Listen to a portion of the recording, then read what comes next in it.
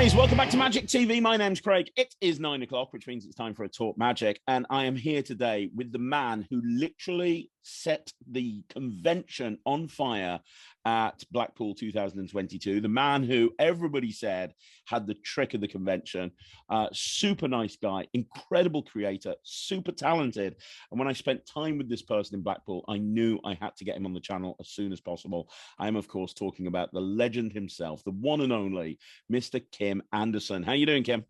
I am good, Craig. Thank you so much. Wow, no pressure at all. That's really nice for casual talk. Thank you so much. True, though, I was blown away. Like, I'd seen your work before. I'd checked out a lot of the stuff that you'd done, and I was really impressed. And I'd seen Silver Edge and stuff like that. But to actually see you work those routines in the real world, and we'll get to this later on, but me and Kim, along with a couple of my friends, were sitting in Blackpool, in McDonald's watching you, and you were just like, it was like the most amazing session ever. It was like a mini lecture just for us, and you were just like showing us stuff, which I'm an experienced coin guy, and I was watching you, and I'm just like, I've got no idea how he's doing this. This is, I feel like a layman again. And then on the back of that, you had some incredible stuff on your booth. You know, like I say, Shrapnel, everybody bought. I was watching you and the Ruskin perform Shrapnel over and over again and just melting magicians' minds. 2022 Blackpool was your convention, man. You owned it, so congratulations. Thank you so much. Yeah, well, it caught me by surprise that people really liked it that much. It was fun because I only had one official day at Blackpool. So I arrived Wednesday in the evening, and then I left Saturday morning. So officially I had one day at the convention, and I pretty much performed Shrapnel from my arrival till I left. Yeah, you may have only had one day, but you made an impact. You know, you made more of an impact in one day than pretty much everybody else at the convention did in a whole 3 or 4 days. Like, I mean, wow. And when you left, everybody was talking about you as well. So I want to talk more about your releases, and obviously this is your first release through Murphy's, but you've worked with other companies before. But before we get into any of that, and you as a creator, I want to find out more about you, what makes you tick, find out more about your journey into magic and where you came from. So let's start the interview the same way I do every interview. Can we talk about your origin story? What got you into magic? Where did that all come from? How old were you, and what happened to get you into the wonderful world of magic? Yeah, well, I think it's pretty much like 90% of the magicians you've talked to, I'm guessing. I got that infamous magic set as a kid, and I opened it, and you know, within a week the wand was broken, and I lost the square foam thingies that was supposed to be sponge balls, and I don't know, my dog probably ate some of it as well. One of those things where you were given a toy as a kid so you could learn magic, but no one actually sat down with me and looked it through. So it just scattered to the wind, and I never learned anything from it, I think.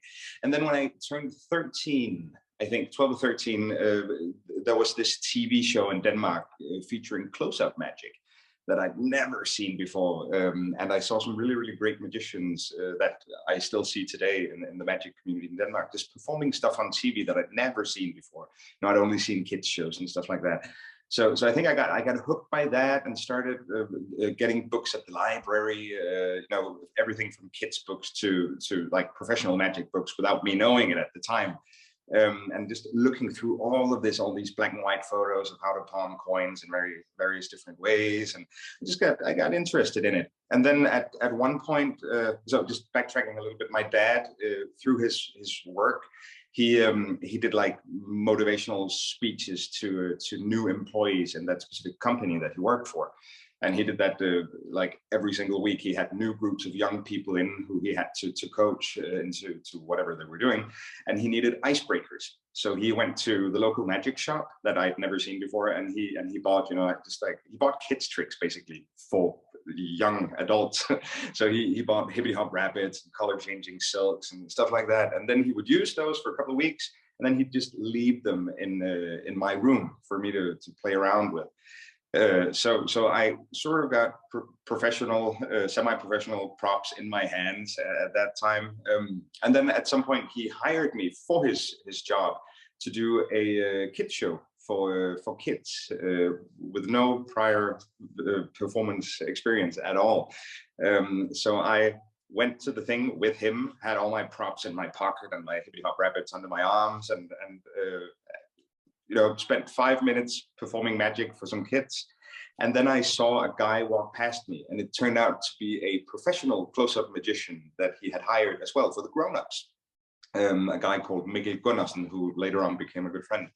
And I remember just putting everything down. I was 13 at this point, putting everything down and just following him for like the next 2 or 3 hours for how long he was doing that strolling gig. And I just saw the same tricks over again. And, you know, I saw ambitious card, I saw sponge balls, I saw like lots of different things. And I was just hooked. I was just really, really hooked. He then hooked me up with the magic shop and like this youth program for, not a youth, it sounds like a special thing, like a magic club for kids. So that's where it basically started. Long story, but yeah. Oh, that's great. So was the plan, you know, so we're now at a point where you're in this magic club for kids. You're really passionate about magic. You is this something that you're kind of thinking to yourself, you know what, I can make a career out of this. This is what I want to do. Or was it just a hobby that you really enjoyed doing? What were your kind of aspirations at that point? I'm not sure I thought as far as making it a career per se. But I definitely had thoughts like I didn't want to do anything else with my life. I only wanted to perform magic. So in theory, yes, that was my career path. Slowly starting to build that, but it wasn't planned in any way. That sort of happened later on. But I wanted to be able to do magic forever, because you know, I just found something like classic again with magicians. I think many of us were like comedians. We're a bit socially awkward at an early point in our lives. I can't speak for everyone, of course, but at least the ones I know and talk to, we started out socially awkward, and then we found out that magic could be used to actually talk to people and make us interesting in one way or another. So yeah, so I think I just got hooked. Yeah, I wanted to keep doing that. And we'll talk about your creations later on, but one thing that I've noticed is I've never seen you release a trick with a deck of cards. I've never even seen you hold a deck of cards. You know, obviously Silver Edge put you on the map, which is coins. Even Shrapnel is manipulating small objects. There's like a coin type element. Even the Squeaker thing, and everything that I've seen you do is not card magic. Now, I don't know, is this something that happened as a youngster when you first got into magic? Did you gravitate more towards non-card magic, or is it just that you do a lot of card magic and I've just never seen it? Like, where did that come from? Because you said I actually do. Yeah. Oh, sorry. I was just going to say you are making a name for yourself as a non-card guy. But that's funny, because the third project I put out was actually solely cards. So wow. I do. Yeah, I know, but looks like I missed that one. Yeah, it flew past people. I gave it an unfortunate name. I think I called it BDSM. And I'm guessing that many people, the younger magicians, they have to ask their parents for permission to use the credit card. So that was like shooting my own foot. But I put that out with Ellusionist, and it's basically it's a card control project where I have, and it's, at least if you ask me, I have a very, very clean impromptu signed card to shoe. I have a signed card to wallet. I have like a inversion plot thing in there. That's an homage to the old Chris Kenner perversion routine. So there's lots of different things, color changes and stuff like that. So very, very move monkey, technical, but it's really, really fun. But I have a very, very strong love for coin magic and other items. I use lots of different things. So yeah, so back to your question. The question was, when you were younger, I see a lot of guys that are getting into magic now, and they're just cards. Yeah. And I spoke to Eric Jones about this on the channel, and he said that he thinks the reason for that is coin magic is hard. You know, with card magic, you can have instant gratification. You can learn to do a self-working trick and you can do it immediately. But with coins, it requires time and effort and dedication. So a lot of people, they focus on cards and they don't go anywhere near coin magic. I mean, I now know you do a lot of card magic, but you are one of those performers that can do coin magic to a very high level. Did that happen at a young age when you were getting into magic? Where did that kind of love of coin magic come from? I think I've always had, it's not as much coin magic as I've always loved that coolness factor of someone being able to do something that seemed impossible. Take the coin roll, for example. I think, if I'm not mistaken, I saw that in Maverick with Mel Gibson the first time. Someone did that with a poker chip. I think so, or maybe it was another movie. But always stuff like that. Seeing what's it called, Rounders with Matt Damon, where they did I'm not sure if it was a Charlie A cut or something, but it was technical stuff and flourishy stuff, and that always spoke to me in some way. And also because I have I won't say I have a background in juggling, but I started juggling before I got seriously into magic. So all of this practicing a visual skill, it's always given me some sort of, I don't know, a special feeling. It's just good. Like I play the guitar as well. I like figure style stuff because there's lots to practice, and I think that's fun. I don't know. Some people like just being able to bring out a trick and maybe it does the work itself, or it's easy to get into, and I think that's totally cool and fine, and I love that as well. But I get a personal feeling or a special feeling by actually doing the skill. Does it make sense? Yeah, it does. It triggers something in my head. Here's a question for you on that subject before we move on. I get so many people on this channel ask me, how do I get motivated to practice? Because a lot of people, the big problem they have is they want to practice, they sit down to practice, and then they're just kind of like, I can't be bothered with this, or they lose interest, or whatever it may be. As somebody who's advocating here, I look, and juggling, guitar, magic, they all have something in common, which is they all require a high level of practice in order to get to the level that you are at with it. So any advice on actually practicing and making it work for you as opposed to just losing interest? Yeah. For me, it helps never sitting down to practice. I never sit down to practice.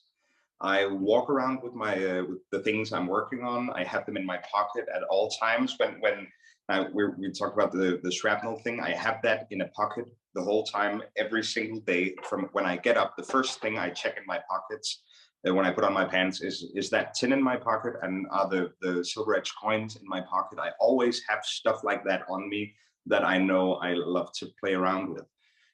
So I think as soon as I sit down, my head is, I don't think I know I don't have a specific diagnosis, but I should probably have one of some sorts, because I can't focus for longer periods of time unless I'm having really much fun. So I can't sit down and say, okay, for the next 30 minutes, I'm going to practice a pass. That's not going to work for me. I need to have it in my hands. I need to take a walk, I need to go around the house. I need to, do stuff all the time. So, and the same you asked me about when I was a kid and with coins. I had, that suggestion that coin magicians always give people: have something palmed in your hands the whole time. If you play the piano, have a coin classic palmed. If you're, I don't know, playing guitar, have something like that, or writing an essay, have coins palmed. I actually did that, and I did that in class as well. I'm not suggesting you should do that, but I did that. So I had coins in palms most of the day, just to play around with it, because and it also benefited in the fact that you could, you learned to use your hands and use these skills in a real life environment. Right? It wasn't just at your table sitting like this. You had to gesture, you had to use your hands, you had to pick up stuff. So my best advice is to don't sit down. Figure out how to practice these specific. I know you can't do that with a full routine. If you have like a 10-minute routine, you can't go to the shop and then buy groceries while doing that whole routine. But you can practice sections of it. You can practice the technical skills. Like if you need to palm a card, then palm a card while you go to the car. and then leave it on the seat next to you when you drive, and then pick it up as soon as you're done. Right? It's yeah. That's great advice. That's really good advice. Really is actually. That helps for me at least. Yeah, I've never heard anyone give that advice before, and that's golden. So back to the story. When did you become pro then? So you're this kid at school, you're in this magic club, you're loving magic, you're practicing 24/7. You've got other hobbies like guitars and juggling and everything, but you also realize that you want to be doing magic your whole life. Yeah. Did you finish school and become a full-time pro, or did you go to college or university and then become a full-time pro? How did you transition from an excited kid who loves magic to making a living from this stuff? I'm actually, and this is not good advice, you should not do this if you ask me today, but I never took that specific route. I didn't say from one day to the other, I want to be a professional magician. It sort of just happened because everything else I was trying to do, like I went to the university, I studied English for half a year, and then I quit. Then I went to business school, and then I tried all these different things, but I always kept coming back to magic. And like, you know, my social life at the educations and stuff was really pretty much non-existent at the end, because I spent time performing, and I went out performing when I wasn't doing homework. So it sort of just happened, and at some point it was actually my wife who I don't know why I'm pointing, she's not here, but sometimes she's around here. But it was actually my wife that pointed it out to me, and one day that I never chose to become a professional magician. It sort of came about by not choosing anything else, which isn't a good thing. I think you should actually set goals for yourself, and I'm doing that now, and I've been doing that for years. But it sort of just happened because, like, everything turns into, oh, that sounds really corny, everything turns into magic. It's not supposed to sound like that, but whatever I do, I end up doing something that's magic-y. Yeah, like these days I'm focusing a lot on actually taking time off from magic and from all both the creating and practicing part, but also the business aspect of it. So I'm trying to take at least half a day out every week to just focus on me. So I went to see the new the Batman movie, Matt Reeves' film here a couple days ago, when it premiered in Denmark. And so I sat down and I turned off my phone in the dark, like in the early hours of the day. So we were like, I don't know, 10 people at the cinema, so I could just sit by myself and I should just relax. And then suddenly I had this breakthrough in my head with a new routine that I'm working on. And suddenly I had spent like an hour figuring all of this out, and I pulled out the props and I was sitting just watching the movie, and suddenly I had this whole new routine figured out in my head, even though I was supposed to. So, you know, I need to have myself on short leash when I do this. But one thing that I'm getting from both seeing you in person and also speaking to you in this interview is you love magic. Like you love it. So maybe to you, like, you know, relaxation does involve just sitting there thinking of routines, because I can tell how passionate you are. I think so. I think you're right. Just, but I need to be realistic about it, right? So when it comes to magic, so you became a full-time pro. Can I ask you a question before we get into the creation side of things? Yeah, sure. One thing that I've noticed from watching your tutorials is you're very funny, man. I mean, a lot of tutorials are really dry and boring. Now take the card and put it here, and now do this. And honestly, I'm trying to slap myself in the face to keep myself awake, but I'm finding myself genuinely giggling every 5 minutes. You've got this very like self-depreciating sense of humor in your tutorials, and it's just like you're taking it like you know, it's not going to sound funny taken out of context. I was watching the Shrapnel tutorial, and it's like you were in the kitchen and you're like, yeah, I film all my tutorials in the kitchen, I've got it written in my contract that I've got to perform, and it's just stuff you just do, these little one-liners every few seconds, and it's great because it's keeping me interested in learning what is quite a long technical routine to learn. It's like a 2-hour tutorial. Now I'm finding that I'm engaged all the way through because of how you're actually delivering the instructions, which is very rare in magic. So thanks, and I've also seen that shine through as you as a performer as well. You know, when you're performing, it's very entertaining. It's, you know, you see a lot of creators and they perform and it's technically flawless, but it's not as entertaining as watching you. Shrapnel is good, but it's made better by the fact that you're such an incredibly entertaining performer. Yeah. So do you Thanks. have a background in comedy or stand-up comedy? Because it looks like you have, from my point of view, or is it a scripting thing that you kind of script these moments in? Because it feels very ad-libbed in the tutorial. Where did all that come from? Oh, there's no scripting. It's I spent a large part of my youth on the stand-up comedy open mics around Denmark and a little bit outside of the country as well. So, you know, while doing magic, I lived in that environment. I wouldn't say I'm a good stand-up comedian, but it's made me hopefully a funnier magician. So I spent, I don't know, 4 or 5 days doing open mics a week in the evenings with comedy colleagues, and, you know, hanging out in the bars afterwards, and just being with, I think I was definitely one of the least funny ones of them, but being in a group of people where every single sentence that comes out of their mouths is trying to one up each other and trying to be funnier. It does something to you, good and bad, but it triggers something in your head. So I think that helped me out a lot. And then, I don't know, I used to just do like regular magic patter, like we are taught on videos and in books. And now you say this and then you say that. And then I read a interview with David Williamson many years ago. I'm not sure where it was, but he talked about his early days of doing restaurant magic, and I might be butchering his words, so please excuse me if I'm paraphrasing. But he said something about him feeling sad or bored when he got home from a gig, and him talking to his wife, and then he realized that if he was supposed to keep on doing this, he should have fun and he should be himself. And then he goes into the story about him dropping something on the floor at a table and then crawling underneath the table, finding it, and then stealing people's shoes. And it's just, it made so much sense. Like, why would you go out and perform if you can't be yourself? When I'm doing, I talk to clients when I'm out doing, I do a comedy magic act that's, you know, like pretty much everyone else, it's comedy magic and mind reading mashed up, right? Somehow.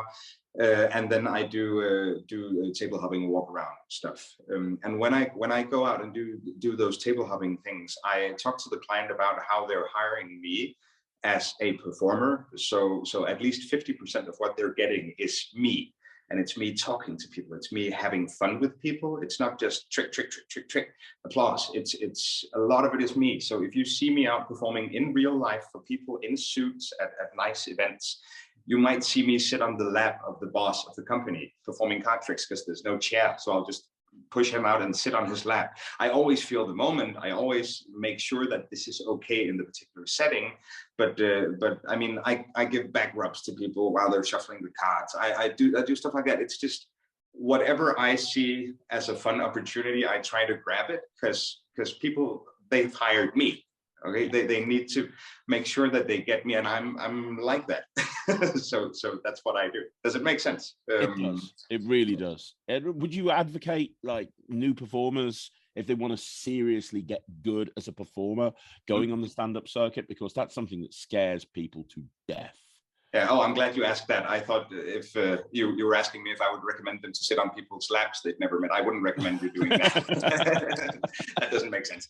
No, yeah, definitely. As soon as you can, go book a spot at an open mic. There's open mics pretty much all over the world these days, and just go there and try it out. And you might, you know, bomb the first 10 times you go or the first 50 times you go, but you'll learn something. Definitely. You might be like a talent from birth. I don't know. You could be awesome, but you'll learn something no matter what when you go on that stage. Have someone record you on their phone so you can see it afterwards. Stay after the open mic, talk to the comedians, and see if they have any feedback for you, because these people, they're in it. They're in the trenches every single night, and they know what it is or how it is to work a crowd that's different every single night from venue to venue.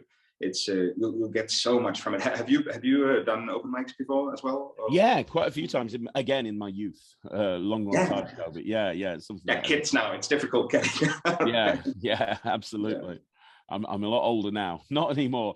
But it is a scary situation. It's scary to put yourself through, and it's, a friend of mine used to say, if it was easy, everybody would be doing it. Yeah, exactly. Sometimes you've got to put yourself out your comfort zone. So you're obviously, ever since you decided to become a professional magician, you've performed at a very high level, and you're never short of work, which is great. My question is, what made you decide to start creating magic? Did it come as a desire? Because I tend to find there's two types of creators in this world. The first type are people that had a burning desire to be famous within the magic community and sat there and created tricks that they could eventually market. Other people create magic for themselves. And then what happened is, over time, people saw it and convinced them to market it to magicians. From speaking to you and meeting you, I've got a feeling you're more in the second camp. But tell me where the whole creating magic for magicians came from. I think as a young magician, as soon as E started rolling out these very gritty trailers of magicians looking very sinister walking down the streets, like this whole David Blaine era, that really did something in the magic community. I think when I started seeing those, I immediately wanted to create stuff. I won't lie, that was like the first thing in my head as a young magician. And I tried at one point to put something out, which we might get into later, that I decided not to do at that point in time, which I'm really glad I didn't, because it wouldn't have had any impact at all if I'd done it at that time. But so I instead started focusing on at least trying to make my shows more personal. I do stuff in my corporate gigs that other magicians also do, but I try to infuse them with my own comedy and my own variations and make them as original as possible, or at least as possible to me. So that's where all my focus was at that point. And then at some point, remember the magician I talked about, I met when I was 13? Yeah, they followed him around, yeah. Yeah, Mikkel, he was the demo guy for the magic shop we have in Denmark called Pagani. So I saw him over the years. Every time I was at the shop or I called the shop, he was the guy I talked to about new releases and stuff like that before the internet really blew up. And he, when he stopped doing that, they reached out to me and asked me if I wanted to be the dem guy for the shop. So I've done that for, I don't know, 10 years now or something. I've been one of the two guys demonstrating stuff for the shop. So they brought me out to all these different conventions. And when we ended up at FISM in Rimini in Italy, I got these coins, the super strong magnetic $50 that are now included in the Silver Edge sets when you get that. So I got them in my hands and I started playing around with them. And then about a year later or 2 years later, I was demoing at the session. Sorry, this is a long story. I'm getting to it. No. It's fascinating. Keep going. Oh, thanks. But I had these coins on me every single day and started coming up with these, to me at least, new slides I haven't seen before, or new ideas with coins. And then I'm demoing it at the session in London, Josh and Andy's thing. And then suddenly Lloyd comes up to me, and I've never met Lloyd Barnes before. But he comes up to me and he looks at it and he says, "Do that again." And then I do it again. And then he said, 2 minutes. And then he went out and he brought back the team he was working with at that point, and they looked at it again. And then he asked me if I had considered releasing these routines. And that's when it started, because I hadn't thought about putting anything out for years at that point. And then this guy comes up to me, which I think he's a creative powerhouse, right? And you know him, his head is just like, it's screwed on differently. There's something. Oh, yeah. Lloyd's insane. He just... Yeah, in a very positive way, hopefully. Yeah. But yes, he is. But it was actually that, the fact that he came up to me, that triggered the whole, maybe I should put out stuff, and now we're here.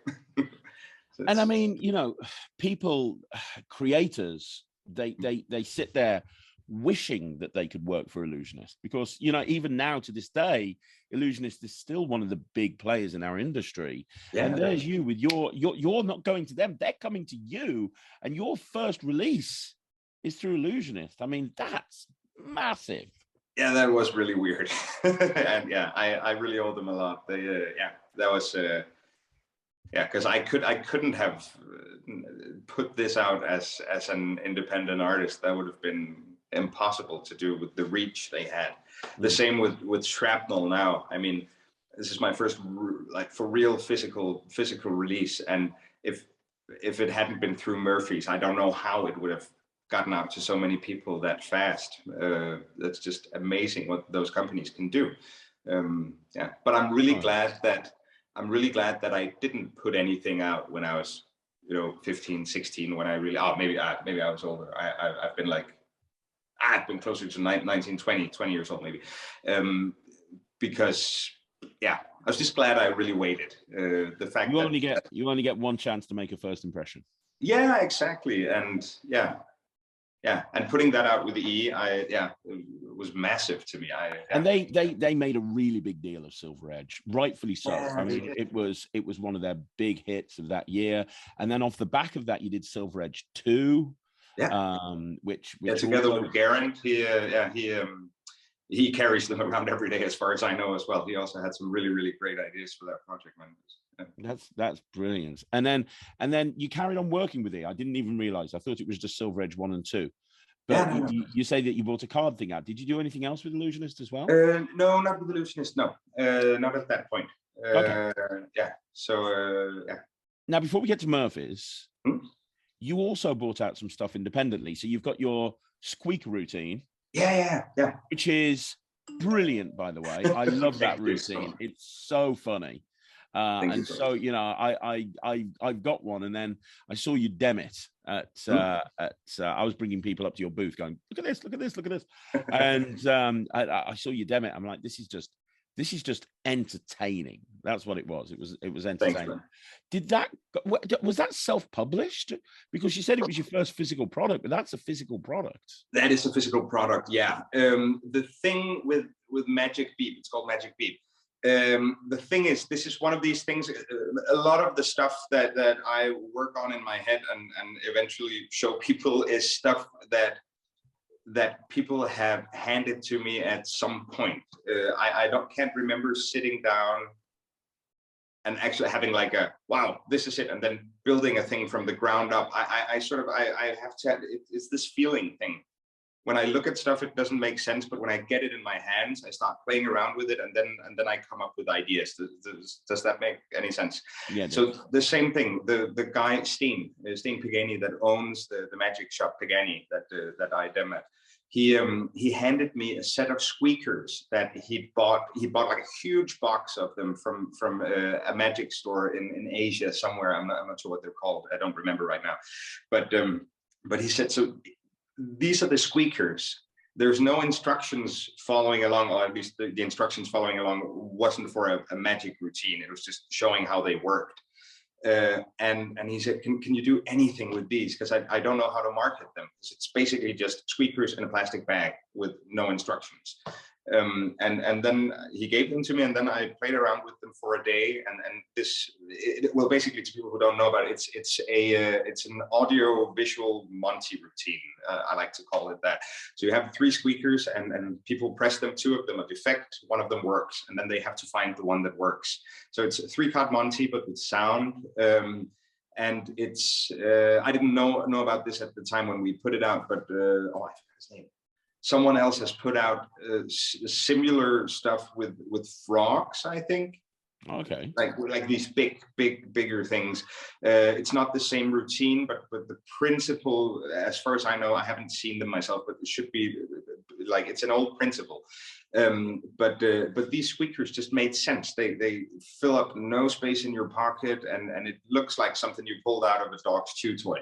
And it's actually the same Squeakers they put in some dogs' chew toys. I know, so because I've seen them in real life. So yeah, I don't know. It's a fun routine. I'm not sure if I told you about this, but when I'm out performing this strolling, I normally get the alpha of the group or the boss or someone over, and then we sit down. So I have this guy in a suit sit down. What would you call it? Like not on his knees, but bend down on the ground, and I put them out on the floor, and then we do it on the floor like you'd see street hustlers do with cards. And then suddenly you have this crowd of people looming over us, looking what's going on, because you can pretty much, if you don't know what to look for, you can do it surrounded. So it's just a fun routine that gathers a crowd because of the sound, and you can do it even though there's music, and yeah, it's fun. That's awesome. It is. It's an amazing, really commercial routine, and one of those things that works for kids, works for adults, works for family audiences, works for absolutely everybody. And then the next thing was Shrapnel, right? Although I did see you pushing a pin into your hand at Blackpool. Yeah, that's not mine. That's not mine. That's Yuji Yamamoto's. Okay. The reason you see my face on that is because, again, my friend he had bought a bunch of these, and the instructions were in Japanese. And when you tried to Google Translate it, it was something like "don't hurt your fingers" or something like that. So we couldn't figure out how to do it. We couldn't find any video on it. So I sort of, I don't know, looked at the photos and tried to figure out this is how you're supposed to do it, and then I found it somehow different handling of it. So you can show your hands empty and stuff like that using the gimmick. And it was just, he asked me if I wanted to make like an instructional video for that set, and then I did a small trailer for it. So that's why you've seen my face on it. But it's definitely Yuji Yamamoto's. I can't take any credit for that, but I love it. I think it's really fun. It's amazing. And then comes Murphy's, which is obviously the largest wholesaler in the world, and people are beating down their doors to work with them, and you end up working with them. I mean, which is incredible. Did Lloyd Barnes have anything to do with this? Because obviously Lloyd got you into Illusionist, and now Lloyd's working at Murphy's. Is he partially responsible, or how did Shrapnel come to be a Murphy's product? Because there's going to be people watching this that are like, oh my God, I would love to work with Murphy's, and you have. I've always loved Lloyd. We've always had a good talk when we've met, and I remember it as I reached out to him to congratulate him on becoming a father. That was it, because I was like, I have to talk to him now, because he's going to dig himself in a hole for the next 2 years, so no one's going to see him anymore. So we just had a quick chat, and I have 3 kids myself, so I know how tired you'll become when you have kids. And then we started talking, and I don't remember if it was him asking me or if I said I have something to show you, but we got talking that was just before, it was pre-pandemic. And then the ball just started rolling. It was really nice because, I mean, the people, George and Javier and some of the team. And it's just, suddenly I was on a Skype call with them, and like within 10 minutes we had prototypes rolling, and it's just like a really, really fun process working with them. And it's a strong early contender for Trick of the Year. I genuinely mean that, because it's, for people that are watching this that haven't seen Shrapnel yet, one thing that I love about Shrapnel, and it's the same with all of your stuff, is that you can tell you've worked it. As a magic reviewer that reviews magic, I see so many tricks come out, and it's blatantly obvious that the person that's presenting it has never done it for real people in their life, and they've just like come up with an idea that they've marketed. You've done this a million times. I can tell this has been a bread and butter, 1,000-timer, as Greg Wilson would say. Like, this is something, and I can tell because you've got so many. What I loved about the Shrapnel project is it's not just like, this is the trick, thank you very much. It's a project. It's like, you can do this move, you can do this move, you can do this move, this move, this move, this move. Create your own routine. It's a bit like a chop cup. It's like, these are the different components. Now go ahead and make your own trick. It's the same with Shrapnel. It's like, these are your own. These are all the different things I've come up with.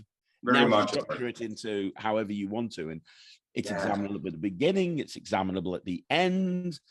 It's a virtual instant reset. You don't need a table. You can do it pretty much surrounded. Yeah. You've got that awesome Hawkeye move, which I can't do, but I will do eventually. Like, it's just, yeah, it's killer. It's You know, absolutely. my wife, she did that within the first minute and 5 seconds of holding the gimmick. And she's never done a magic trick in her life. So it's just about, she can't do it consistently. Of course, she needs the practice, but it's it seems difficult. But as soon as you get the right angle, then it's really doable. I've got the rest of the routine, and it's just that Hawkeye move. And then Ryland, who, of course, I bought two of you, one for Ryland. Ryland, I came back from work one day, and Ryland was there, and he's like, "Watch," and he hit it like 4 times in a row. I'm like, nice. Oh, that's good. I hate you. But yeah, I mean, it's just a killer routine. Where did do you have any advice? And we can use Shrapnel as a point of reference if you want to. Yeah. Do you have any advice when it comes to creativity? Because you have created so many wonderful routines. Shrapnel is just next level. Where do you get the inspiration from? Because there's a lot of people that want to be creators, and they sit there and they just look at a deck of cards and nothing comes. Like, what advice can you give to somebody who wants to be a creator? I'd love to get into that, Craig, definitely. But I was actually wondering, can I show you just one link and unlink? Mate, you can do the whole routine if you want to. I love it. No, it's fine. I'll just do a very, very short variation on this, because many people they want to know if you can use a borrowed ring for this or stuff. So this is basically what you get. You get safety pins. You get secret stuff and stuff like that, and then you get a ring. And this is like it's a practice ring, but I use this every single day, pretty much. So this is what it looks like. Can you see this up close? Yeah, I see. Yeah. So this can happen in the spectator's hand. Okay. Look at that. So that's it. Okay. This is what it looks like to the spectator, and you can you can do all these different things. And then this, I love this this unlinked part. Looks like this. Okay, that's pretty much it. I know, right? You're so good. Thank you so much. Thank you so much. So, and of course, I'm doing secretly magic stuff and all, but it's this is basically it. So it's a safety pin and a ring, and then you have this really nice carrying case and you can attest to that this is not just for carrying it around. It does some of the work for you as well. Yes. And you have this in your pocket. Now, yours is going to be pristine when you get it. I've used mine a lot, so that's why it looks like something from the Second World War or something.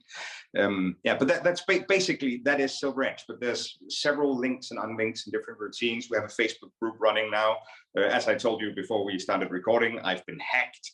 So I'm not sure what's going on Facebook, but there's definitely a Facebook group called Shrapnel with a lot of people sharing ideas, and I'm putting up new thoughts and ideas and full routines as well for this that I and Mitch, the camera guy who shot and edited the thing, we came up with after filming all the stuff that's in the set just by working on it again. Wow.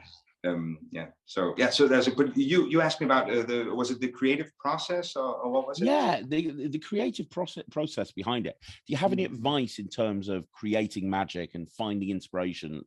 Because I think that's something that a lot of people would love to know about. Yeah, so I think we've touched upon it a little bit before. Like I often try to sit down and write, with a blank piece of paper, but that's like the classic writer's block. Nothing comes down.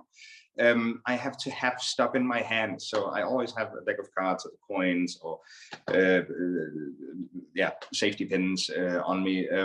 So I always have stuff in my hands when I'm working, because that's where the ideas come. I think it's like people working with this is going to sound corny, but people working with clay. I mean, if you're looking from the side, you just see a block of clay. But as soon as you start pressing on it, you see shapes coming out. I'm very visually oriented. The same with drawing. I draw a lot, but I never have a finished idea in my head when I put the pencil to the paper or the stylus to the screen. I just draw something, and then I go, oh, you can also do this, and then I start pulling it and going in different directions. And I think it's the same with magic or writing songs. It's just, I don't know. I'm not sure everyone's heads work like this. I know a lot of people. I have a good friend called David. Tulender, and he had a long time, at least in his life, where every morning he would sit down and write for like half an hour or something, just write ideas, just pen to paper, and he wouldn't lift the pen, just continuous writing until that clock went off, and then he would review it and start pulling ideas from that. I can't work like that. I need to have stuff in my hands. I'm not sure if it's good advice, but playing around with it, using all the different tools that we have. It's like I said when I was sitting in the cinema, I have these tools to pull from. I think we all, if we've been in magic for a while, we have all these tools to pull from. But as soon as you start playing, you grab these and you use them, like if you have a deck of cards, then you know you have the double lift, you have a pass, you have a fake shuffles, controls, you have all of these things. As soon as you start working with them and build different things, then I'm not sure this makes sense. In my head, it does. It really makes sense. Rambling. You're not. Trust me, you're not. No, that completely makes sense. And are you, I mean, you've pretty much set the bar high. You've worked with Ellusionist, which is probably one of the biggest magic shops in the world. Then you've worked with Murphy's, which is the largest wholesaler in the world. And then you've lectured at the Blackpool Magic Convention, which is the largest magic convention in the world.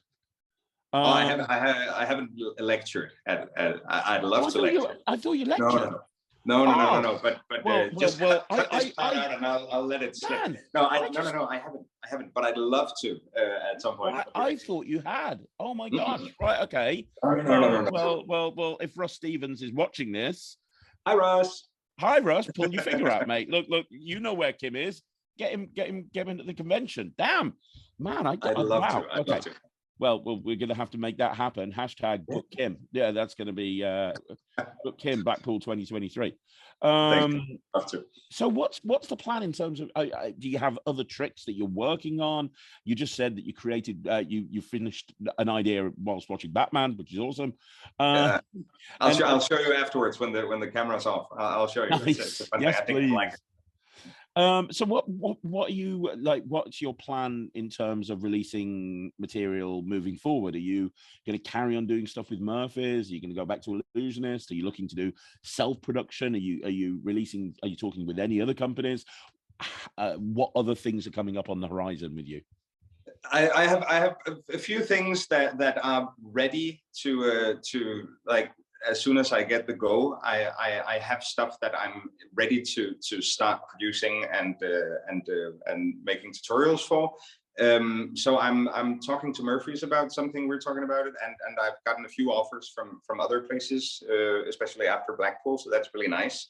But I don't want to push anything. I need it to be the right thing.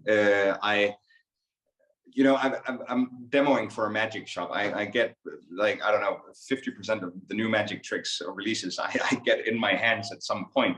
So I know that sometimes magic tricks get rushed because it's a business. Luckily, a lot of magicians are really, really focused on putting out great material. And I think more and more these days, because they really want to create something that's awesome and worthwhile.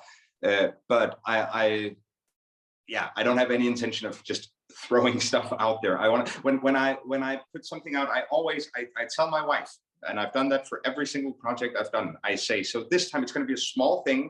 It's just going to be me flying over there, filming it, and then it's one routine, and then I'm leaving. And then I did that with Silver Edge too, and suddenly it was like, I don't know how many hours that project ended up being. And the same thing with Shrapnel. I said it's going to be really, really fast, and suddenly I'd spent 3 days in Dublin with Mitran and just filming and then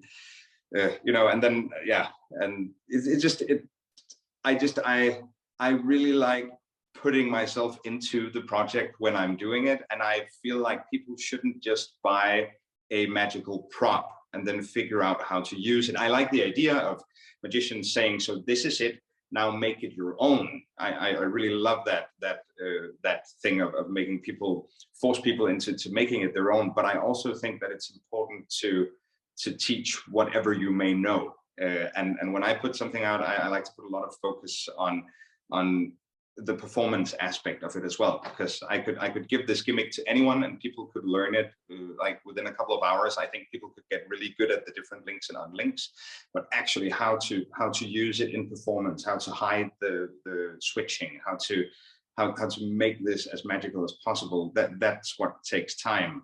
So next time I'm putting something out, I want to be able to add something like that as well into the project. It's not just, this is a gimmick, it does this, good luck. I want to have the live performances. I want to have the whole talk on how to actually implement this into your act. Does that make sense? It does. Sorry. No, and that's one of the things that's impressed me so much about all of your projects. You don't half-ass the tutorials. You give so much information. No stone is left unturned, which is just great, because, like I say, as a magic reviewer, I see a lot of people bringing things out that you can just tell they're just wanting to get it done, and it's like 5 minutes tutorial and that's it. And that's not what you get from, you've set the bar. You know, as I say, every single project that you've done that I've seen at any rate has been so well produced in terms of the explanation that that's kind of what I just come to expect when I see something from you now. I'm glad to hear that. And I've also been very fortunate that like Ellusionist and Murphy's, they've really trusted me. Like with Ellusionist, they hooked me up with Dwayne, one of their camera guys, and for all 3 projects, Silver Edge 1, 2, and BDSM, and they've really put effort into making this look good. I'm so proud of the trailers. I'm so proud of the tutorial part of those projects. And the same with Shrapnel, like hooking me up with Mitch. This was his first, I think, real, like, full project where it wasn't just a trailer. This was his first full project, as far as I know. And they just dropped us off in Dublin, and I had the idea. I had the whole shot list planned out on my phone. For the tutorial, I want this. But other than that, we're like, we need to make this work, and they just trusted in me and the camera guys, and yeah. So I think that's the whole package. Like. Someone saying, we would like for you to do this and do it like you want. That's really, really great. I think that's why there's so much stuff on it, because if I had to do all of that on my own, it wouldn't have been that thorough. It's because of these people who, like, and Mitch, also Dwayne, both of them, they've been really good at looking at what I did for all those hours in front of the camera. I believe that one day I filmed, was it 12 or 13 hours with Dwayne on Silver Edge, the first one. I was just in front of the camera, and I was like, and he started to, because he'd seen this so many times, so he could give me suggestions on the whole thing. How about doing this? And have you seen this? And I was like, oh, that makes sense. That's why this works. And maybe I could. So you know, I got my thoughts were guided through all of these explanations, with people giving me the right credits where I might have missed something, and the same with Mitch. Like, it's so all of these people spitting into the bucket, that sounds negative, that's meant as a positive. That's really 100%. Well, outside of creating magic, outside of all of that, what goals are left for you to hit on your magical bucket list? You know, you mentioned earlier on that initially you weren't very goal driven, and then you became more goal driven as you became older. Are there any, you know, you've mentioned you'd really like to lecture at Blackpool. Is there anything else that you'd like to do, not just as a creator, but as a performer, that you haven't yet achieved that you'd like to do? Any goals and aspirations? Yeah, many things. No, you know, I was actually talking to my wife about this recently. One of my main goals since I started performing magic was to get my own TV show. That was like the main. I think most magicians have that at some point in their lives, and that happened a couple of years ago. Together with a friend and colleague of mine, we had 10 episodes on a Danish TV channel. Well, hang on, we're not going to gloss over that. By all means. Oh, no, we can definitely gloss. Yeah, I want to talk about that. We'll come back to the goals. I didn't know that. That's huge. No. Yeah, no one knows. It was in Danish. I mean, come on, it's But you know, I mean, that's big. You're in Danish. You're in Danish. I'm in Danish. Yeah, you are in Danish. Yeah. So I mean, it's a big deal for you for many different reasons. First of all, that's a huge thing that very few people can hit. But also, it puts your social proof as a performer through the roof. Now you're not just Kim Andersen, the magician, you're Kim Andersen as seen on TV. It makes the show reel better. It makes your social proof better. It makes your social media better. And it just, you know, every single magician I've ever met has got an ego. It kind of feeds that ego, right? I mean, that's incredible. How did that all come about? Oh, a really, really long process. Many years ago, I was actually 5 years before we started filming, I got contacted by a production company, and all the emails I'd been getting from people who wanted to do something interviewee on TV related turned out to be students at the journalism School of Journalism in Denmark, which was awesome. If you're a new magician and people call you and say, we would like to do like a test interview with you, say yes to everything, because it gives you like the practice you need to be in front of a camera, I think. But these guys wrote me. They were from Copenhagen, which is like 3.5, 4 hours away from where I lived. And I was like, yeah, sure, I'd love to come to Copenhagen and talk to you guys about a project. And I went there, and it turns out it was this like fully fledged big shot production company that did TV shows for like real TV.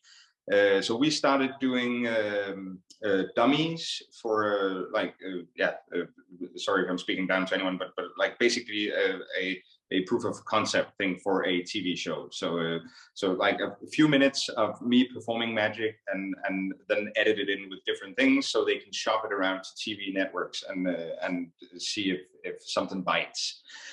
So we did that. We did a dummy and we waited and no one wanted to buy it. Then we did a different dummy for focusing on different kinds of TV channels.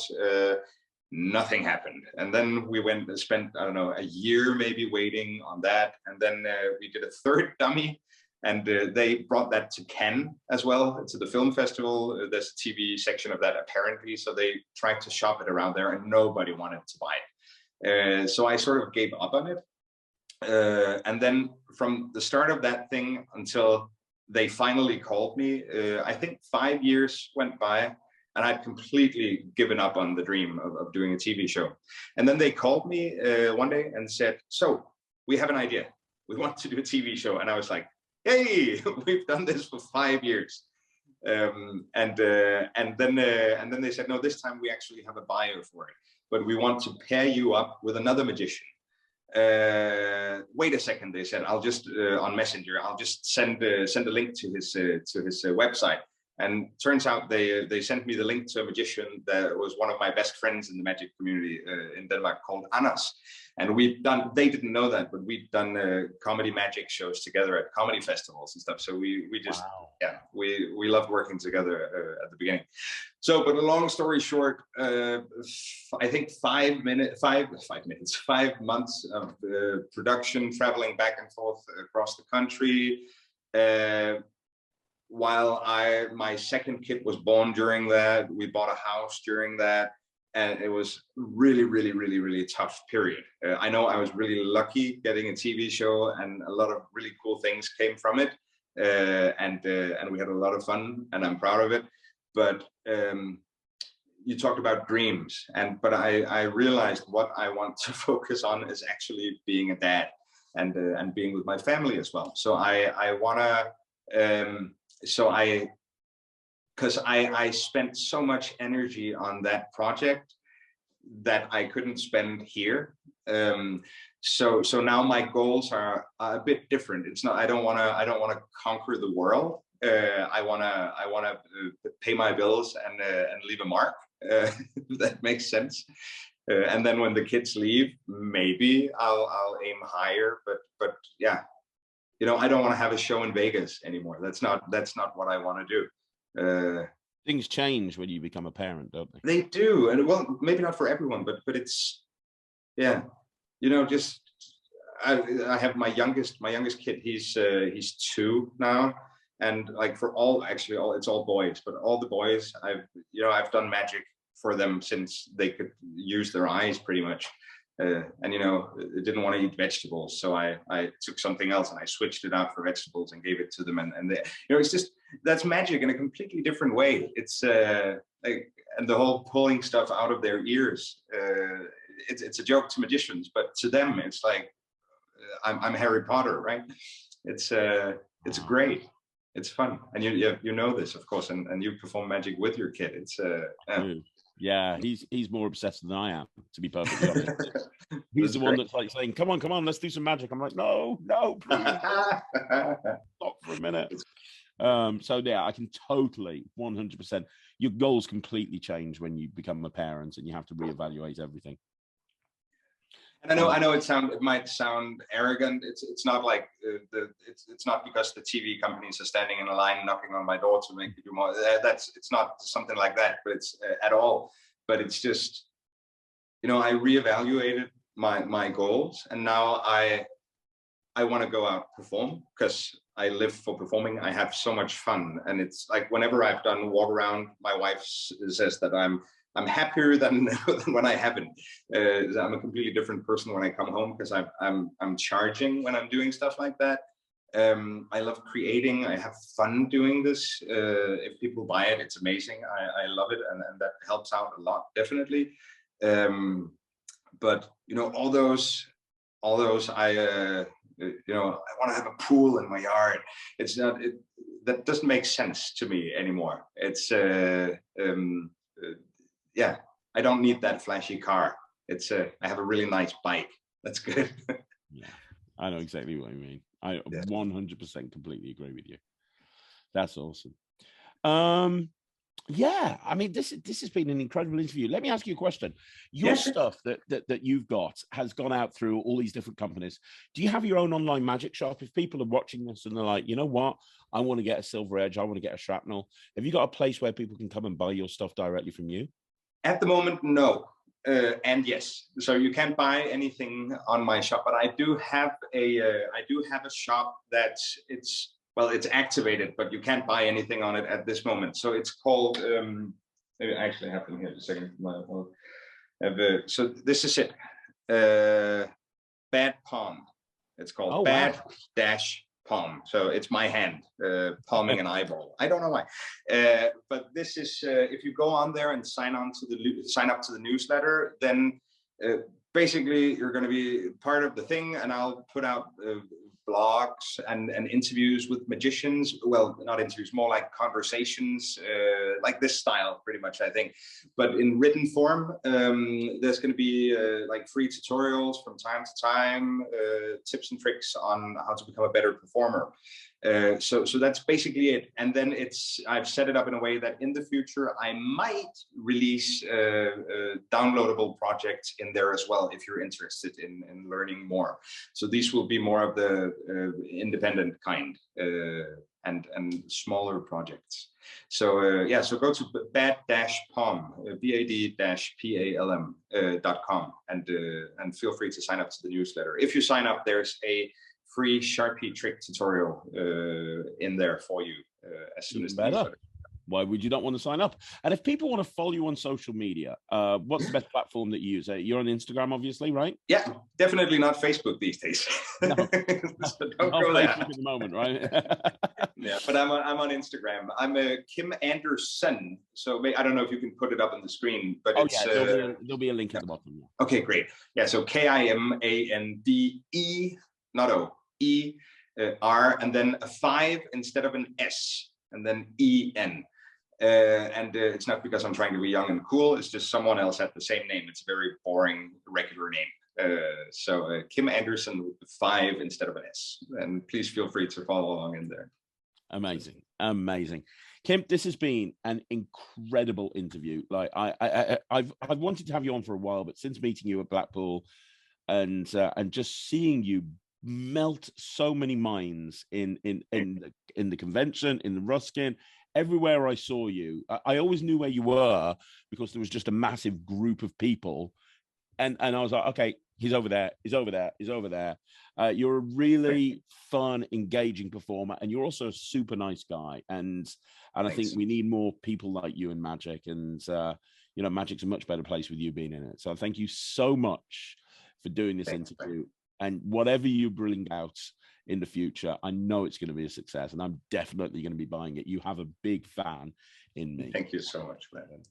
No Thanks, problem. Craig, and thank you so much for having me on. It was really nice. Just yeah, love to come back in the future. It'd be fun. Absolutely, we'll definitely do it. Next time you got a project, we'll bring you on. We'll do an interview. We'll do a big review special. Yeah, 100%. Guys, if you haven't, the review for Shrapnel will be going on the Craig and Ryan review show soon. So make sure you go check that out. And also, do me a favor. Sign up to Kim's newsletter. You get a free Sharpie trick. I'm going to be signing up the second this interview finishes. Don't forget to follow him on social media and buy everything this man puts out, because he is absolutely exceptional. You really are. But yeah, one more time, Kim, thank you so much for coming on the channel. I want everyone to leave a comment down below so you can read them, and we'll see you again soon. Definitely. Bye. Take care, my friend. Bye.